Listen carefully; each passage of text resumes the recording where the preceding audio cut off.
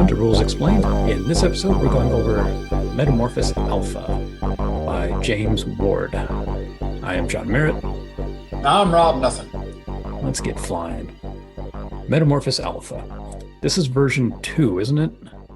Well, no, the one we are looking at is the first edition of the game that was published all the way back in 1976. It Wow. was, depending on who you talk to, either the second or third role-playing game that TSR put out. And it was, and still is, got a niche following, a group of people who really find this to be one of the most fascinating settings and games that was ever created. But it was very esoteric and did not really attract a huge audience until it was converted into a post-apocalyptic setting called Gamma World a few years later.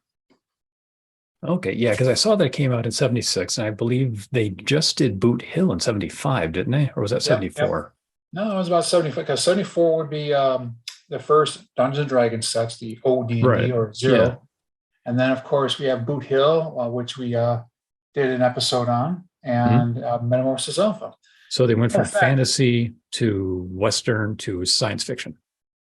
What I think was happening is people were developing a sense that this role-playing thing, that this idea where you can play one character and have one miniature or one figure representing you was catching on. And not only was TSR writing this with different ideas, but other independent publishers throughout the country started to go ahead and jump into it. So at the same time, you have Tunnels and Trolls and its weird love child called Starfaring coming out from the Southwest United States. Then you have, RuneQuest, which was trying to go ahead and show that you could create something a little bit more sophisticated mechanics. So yeah, there was a lot of different experimentation going on in the late 70s mid and late 70s with the different types of games that you can do. But TSR was kind of in the forefront of all this with this Metamorphosis Alpha strange idea. And the cover says it all. I mean, if you don't get drawn into this game by just looking at the cover, there is something seriously wrong with you, perhaps. So is this game science fiction or is it science fantasy? Because I see Yes. little dragons, I see spaceships. Most people call it science fantasy in many ways because it does go ahead and tend to take on fantastical elements. Some people call it science fiction because it takes place in the future and uses possibly plausible technologies and so on and so forth.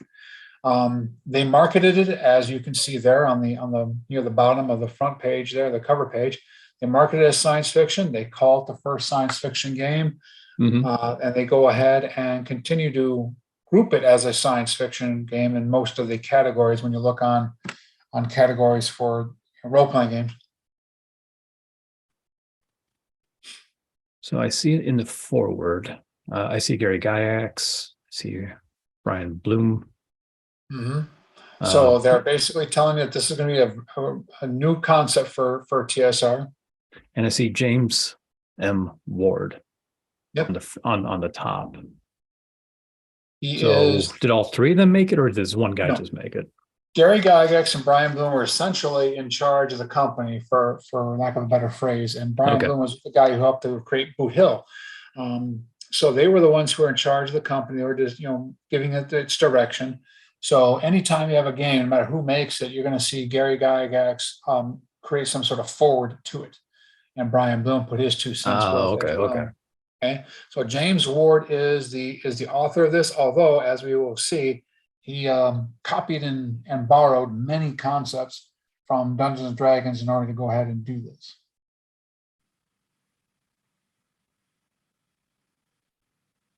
So we have a lost starship. Yes. When did Battlestar Galactica come around? Battlestar Galactica is about a year after this, or a year or two. Let me see. 77 was Star Trek, the motion picture. So 78, 79. So that's where I'm going to put it at. So where did he get the ideas for this? Okay, so Lost Starship. This is not a Battlestar. This is not a military thing. You are confined to, and your entire role-playing career will probably only take place within this starship that your character is not at least cognitively aware of. The idea comes from a variety of different sources, including Brian Aldiss's Starship, which Mhm. was a very good book, as well as Robert Heinlein's Orphans in the Sky. And even although when I talked to James Ward, he insisted that this was Oh, not the really? You case. talked to him? Yeah, and Oh, that's cool. yeah, he insisted that the Star Lost, a Canadian TV program, was not an inspiration in any way, shape, or form. Uh-huh. But if you ever watch it, I highly recommend everybody watch the Star Lost. As a matter of fact, if we can put a link into the YouTube channel for it, that would be great. But my Hmm. goodness sakes, what a wonderful way to get inspired is either by reading those two books and then watching that television series. But the essential element is you are on this colonization ship that is 50 some odd miles long. Your crew, unlike the picture you see here, your crew is all gone, and you are a survivor who's been reduced to barbarism, and you're trying to survive and figure out where you are. And depending on the Starship Master, which is the title for the person who runs the game, the Starship Master can take you in all sorts of different directions, including I've heard James Campaign and Gary Gygax, I think, ran something too. But including the possibility of actually controlling the ship and regaining control of the ship. Okay, so the premise is you're on a generational ship Yep. flying through space, going to somewhere, Earth? Yeah, I Earth? think no. A different Well, planet? you're going from Earth to, I think it's Tau Ceti according to the fictional narrative. That's on the next page, I think. Oh, If I remember the exact fiction there. But needless to say, yeah, that's the premise: is you are on board this highly advanced starship who is going to go ahead and take 1.5 million colonists to a new life, very far away. And because they don't have any hyperspace or warp space or anything like that, this is going to take hundreds and hundreds of years because you're traveling at sublight speed. oh, wow. Take more than hundreds of years.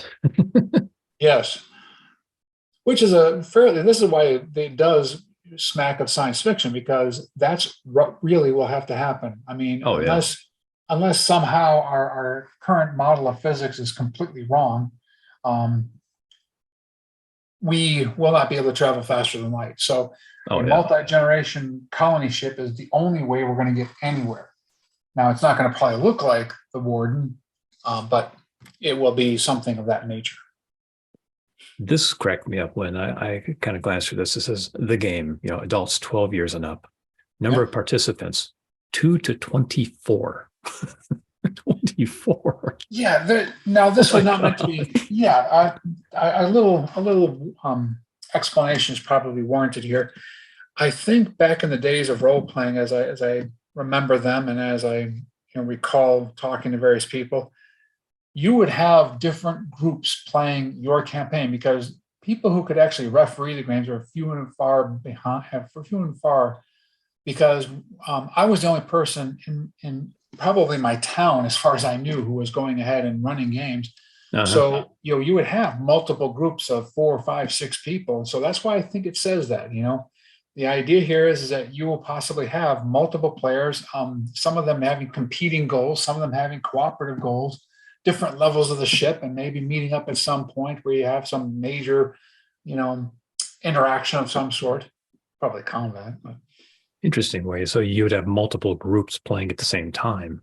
Well, not at the same time. I mean, you may have different nights where you're playing with different groups yes, of people aboard the yes, same ship, and they're on different levels. yep. Dungeons and Dragons would do the same thing with the different groups that they had in Minneapolis and Lake Geneva and so on and so forth. So yeah, this was pretty much the norm. They have all these different groups of people, which is why you can see under suggested additional equipment, they talk about sheet protectors and notebooks and Sheet binders and so on and so protectors. forth. Yeah, just make sure you have everything organized, because this is going to be quite the undertaking. And this is what made these games so fascinating. And again, I'm a grognard. I'm an old man, I suppose, but you created everything. You created your source book. You didn't have, several different books up on your bookshelf and said, okay, here's what we're going to be doing this week. I mean, you actually just mapped everything out, and you created the whole story around Mhm. this framework that existed. So yeah, you needed binders, you needed sheet protectors, you needed markers and colored pencils and so on and so forth, because it was you who was keeping track of everything. That's neat.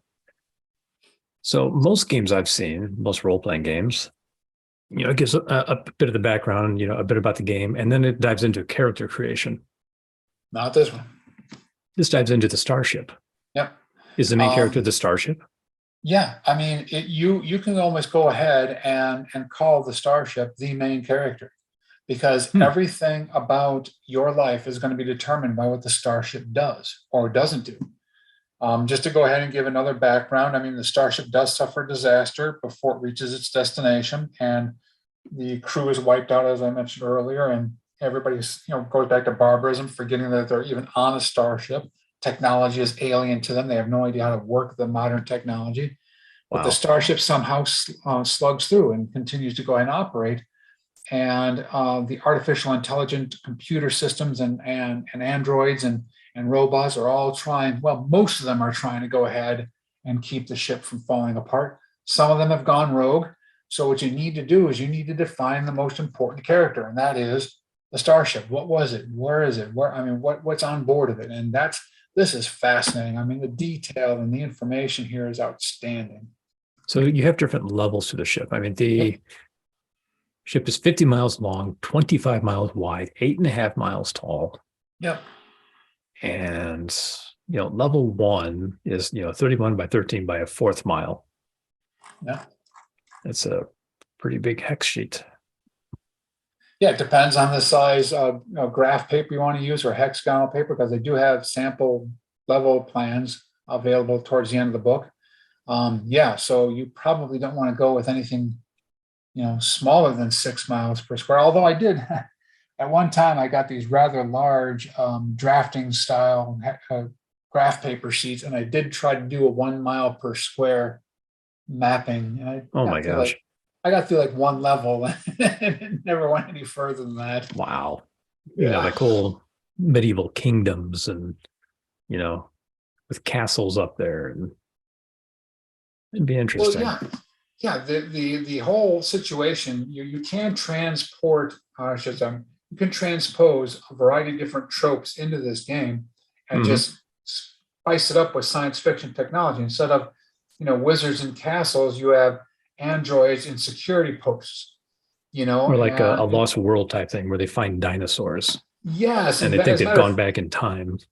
Exactly. Funny you should mention that, because one of the modules that accompanied the re-release of this product was about the level of the lost, where there was this dinosaur park that's now run amok because of the radiation and the disaster. So ship devices and units. Yeah. What's this? The word unit is very cryptic. The word unit refers to larger than, say, handheld devices on average. But on what we have here is, again, further description of the milieu, a further description of that character, the Starship. What can you find on it? What are the systems that cause this thing to operate?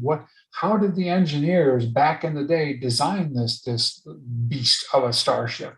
So you have a variety of different access devices, like color bands, a very interesting idea, in which you have to have a certain band on your wrist that emits a signal that allows you to get into certain parts of the ship, depending on your security clearance, if you wish. It's funny. And that's like every day nowadays. We wear a little security badge and swipe it, and we get into our in and out of a room. There you go. This is back in 1976. Yeah.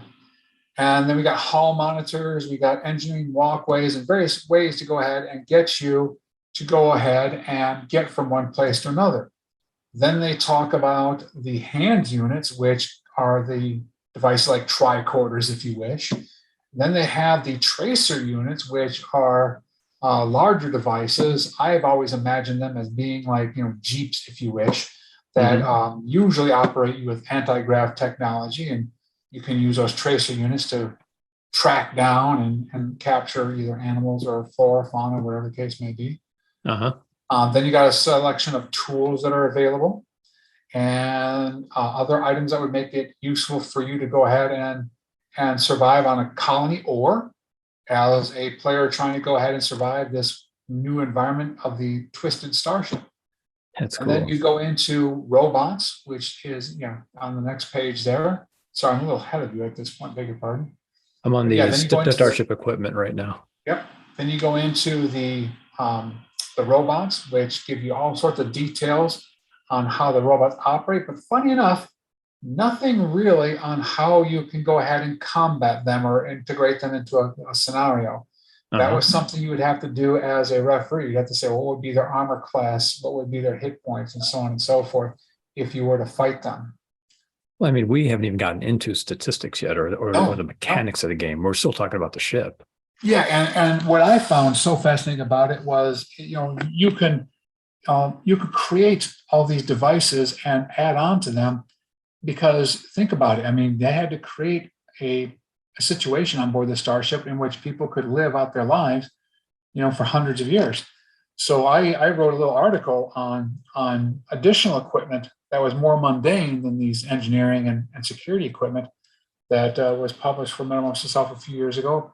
And I think that further reinforces the idea that people like me are able to go ahead and create these fascinating technologies and fascinating ideas to expand upon a world that is really a microcosm. Oh, sure. I mean, is it a man versus man, man versus nature, man versus machine type thing? Yes, Where's the conflict? exactly. The who, what, where, when, and why type situations. So Now, here when you we get have into the weapon systems, uh you have the most powerful weapon systems listed first, the protein and sonic metal disruptor.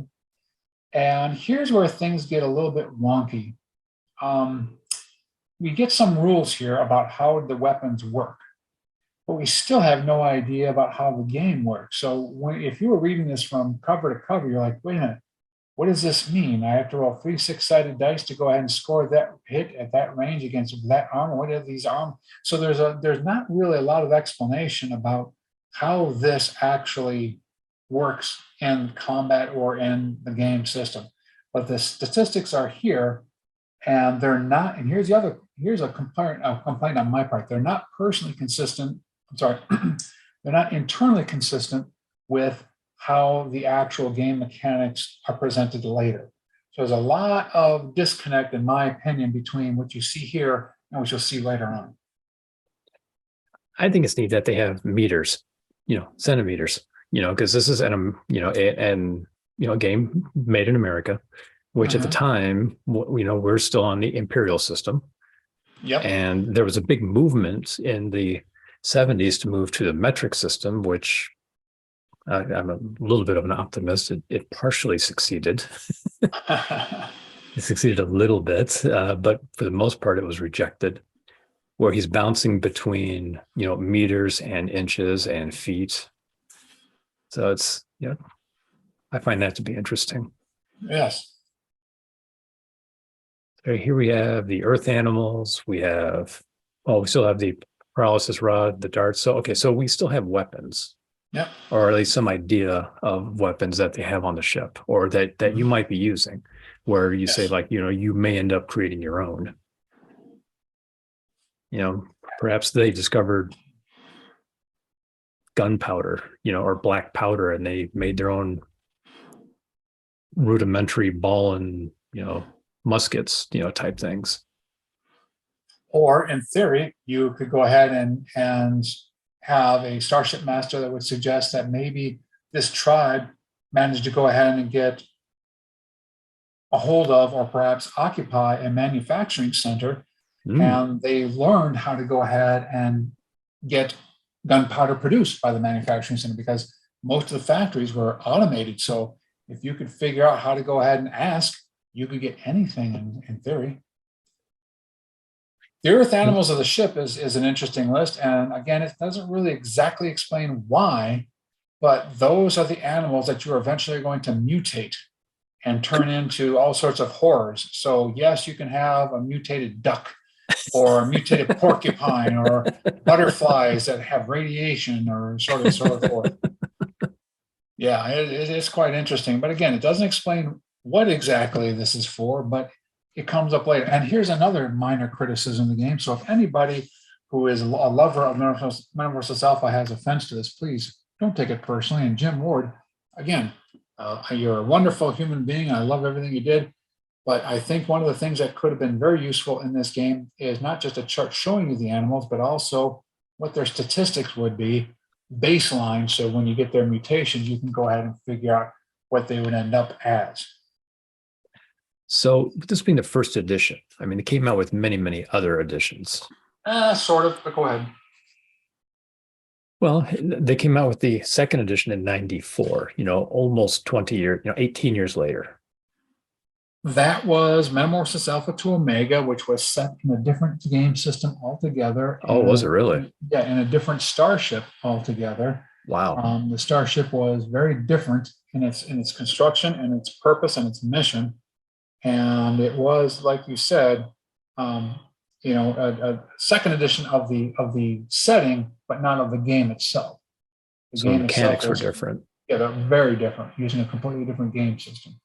And yeah, I also see they came out with a third and fourth edition. Yes, that was in the 90s, and the third and fourth edition tried to emulate some of the mechanics of this edition with the 6-sided dice only, cleaned up lots of the errors that I had just mentioned, and the disconnects that I had mentioned, and it was fairly well received. Yeah, that was the early 2000s. Then in 2007, they came out with the first edition revised PDF. Yep. Is that just the first edition? They just came out with the PDF and said, here? Yep. And basically with an errata at the end saying this is what we kind of messed up on. Okay. So really the last edition was the fourth edition in 2006. No. Then there was a fifth edition that was put out by Signal Fire Studios. The plot continues. Under license. And it was a Kickstarter that was, and still has got some infamy as far as its inability to actually fulfill some of its orders. But I think they've managed to go ahead and finally fulfill all their orders. But the game mechanics were, again, very different, still neat and interesting in their own way, but a completely different game system. Tried to go back to the Warden again with that, but the weird thing about that game was it really did not provide a lot of detail and background to the Warden itself. Most of the information was character generation and conflict resolution and so on and so forth. So we go through all that, then we move into beginning the game and developing and character development. Yep.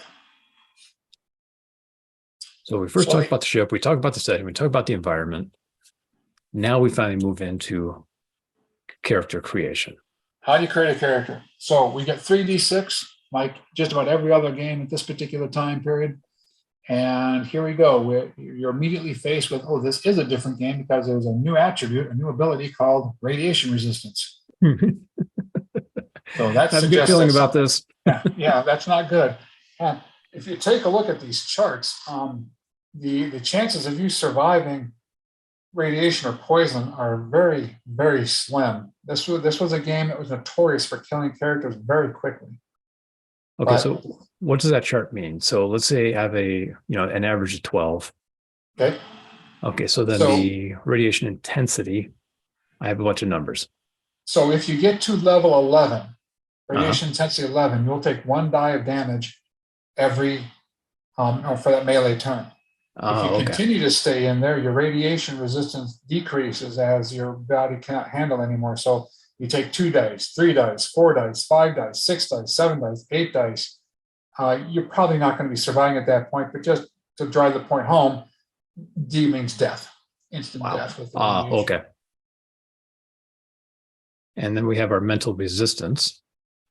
Yeah, mental resistance, also known as mental strength. And again, the idea of calling it mental resistance was an interesting idea because this really became the measure for somebody's intelligence as well. But most people ended up calling it mental strength, and that's what they ended up calling it in later editions of Gamma World and Metamorphosis Alpha. But there you have another chart which indicates how easy it is now for me to attack somebody with my mental powers against somebody else's mental powers, assuming I have mental powers to attack with. And then we have our traditional dexterity, strength, leadership potential. Leadership potential is a form of charisma. Okay. And it is also something that's only possessed by humans according to the rules. So if you're an animal, you have no leadership potential whatsoever. That's true. I could see that. With that, I think we're going to hit our time limit. We're going to end there. We'll pick up example of player trying to get a follower later next week, hopefully. And I'm John Merritt. Now I'm Rob Nothing. Guys, thank you for listening. Adios.